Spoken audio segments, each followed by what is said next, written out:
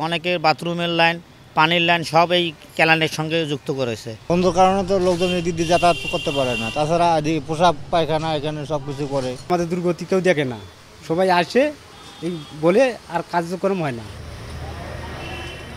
রক্ষণাবেক্ষণের দায়িত্বে থাকা রংপুর সিটি কর্পোরেশনের গণশৌচাগারের বর্জ্য এসে পড়ছে শ্যামাসুন্দরীর খালে।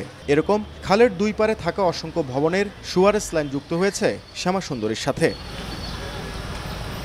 একসময় রংপুর নগরীর ভেতর দিয়ে বয়ে চলা 16 কিলোমিটার দীর্ঘ খালটিতে প্রবাহ ও স্বচ্ছ পানি থাকলেও এখন নানা বর্জ্যে পানির রং কালচে আকার ধারণ করেছে। একই সাথে পরিবেশ দূষণের অন্যতম কারণ হয়ে দাঁড়িয়েছে।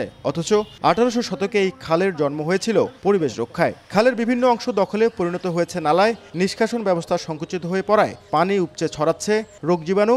ফলে বর্ষা এলেই আতঙ্ক বাড়ে নগরবাসীর। অনেকের বাথরুমের লাইন, পানির লাইন সব এই ক্যানেলের সঙ্গে যুক্ত করেছে। এই কারণে এটা দূষিত পানি হয়েছে। বন্ধ কারণে তো লোকজন এদিক দিয়ে যাতায়াত করতে পারে না। তাছাড়া পোশাক পায়খানা এখানে সব কিছু করে। আমাদের দুর্গতি কেউ দেখে না, সবাই আসে এই বলে আর কার্যক্রম হয় না। একটু ভারী বৃষ্টি হলেই রংপুর শহরে প্লাবিত হয়ে যাবে। শ্যামাসুন্দরীর যে খালের যে অবস্থা, তাতেই দেখা যাবে যে সব পানি গ্রামের চতুর্দিকে ছড়ায় পড়বে। নগদের কাছে সব গ্রাহকই প্রিয়, তাই তো সারা দেশে ক্যাশ আউট চার্জ সবচেয়ে কম। তবে দখলদারদের তালিকা করে বিভিন্ন সময় ঢাকঢোল পিটিয়ে উচ্ছেদ অভিযান চালালেও শুরুতেই আটকে যায় অদৃশ্য কারণে। গবেষকদের মতে সংশ্লিষ্ট সরকারি কোনো দপ্তরেই শ্যামাসুন্দরীর বিষয়ে আন্তরিক না হবার কারণেই এমন দশা। শ্যামাসুন্দরী নিয়ে একটা প্রহসনের খেলা চলছে।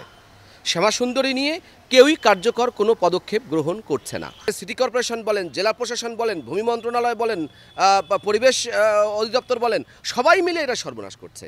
এই শ্যামাসুন্দরীর পক্ষে সংশ্লিষ্ট সরকারি কেউ নেই।